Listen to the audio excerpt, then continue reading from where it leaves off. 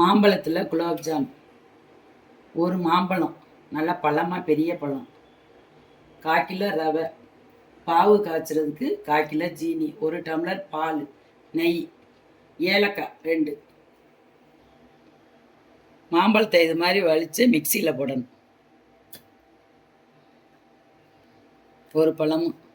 இப்போ நல்ல மாம்பழ சீசனு, வீட்டில் உள்ள பொருளை வச்சே பண்ணலாம் இது மாதிரி குலோப்ஜாம்.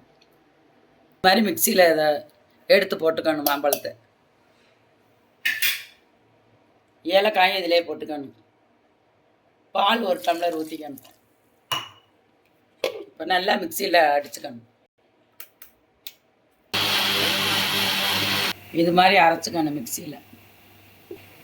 இது மாதிரி கடாயை எடுத்து வச்சுக்கணும்.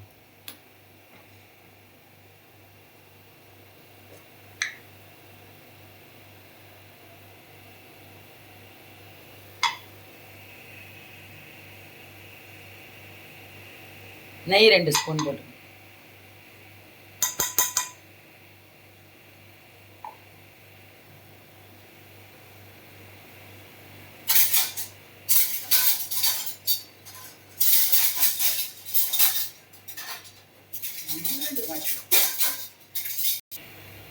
நெய் 2 ஸ்பூன் ஊற்றி இதில் ரவையை போட்டு நல்லா வறுக்கணும்.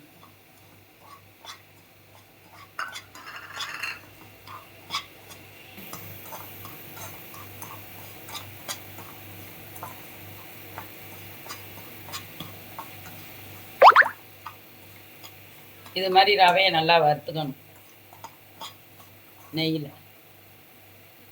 அரைச்ச அந்த மாம்பழத்தை இதில் ஊற்றணும். ஊற்றி நல்லா கிண்டணும்.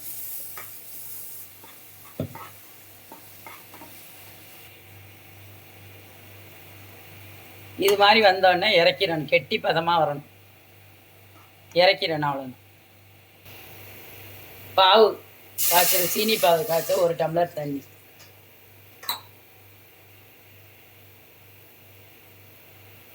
ஜீனியை இதில் கொட்டிடணும். 1/4 கிலோ ஜீனி. இது மாதிரி அந்த ரவையை எடுத்து இது மாதிரி உருண்டையாக உருட்டிக்கணும். கையாலே இந்த அளவுக்கு சேப்பாக உருட்டிக்கணும். இப்போ கடாயை வச்சாச்சு. ஆயில் ஊற்றிக்கணும். அது பொரிக்கிற அளவுக்கு ஊற்றிக்கணும். பொரித்து எடுக்கணும். அதை எண்ணெய் காஞ்சிருச்சு. இப்போ அதில் ஒன்று ஒன்றா போட்டு பொரித்து எடுக்கணும். நல்லா கோல்டன் கலரில் இருக்கணும்.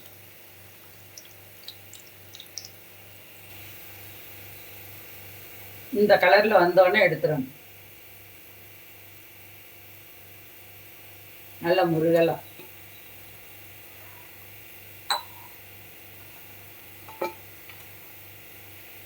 நல்லா கோல்டன் கலரில் வந்து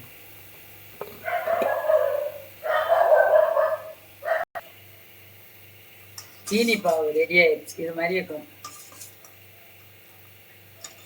இப்போ சீனி பாவை இது மேலே ஊற்றணும்.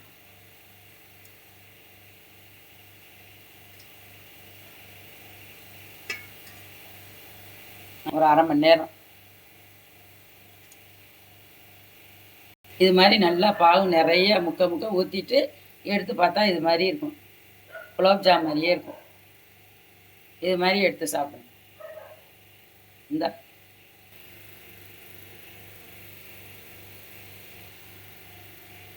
மாம்பழ குலோப்ஜாம்.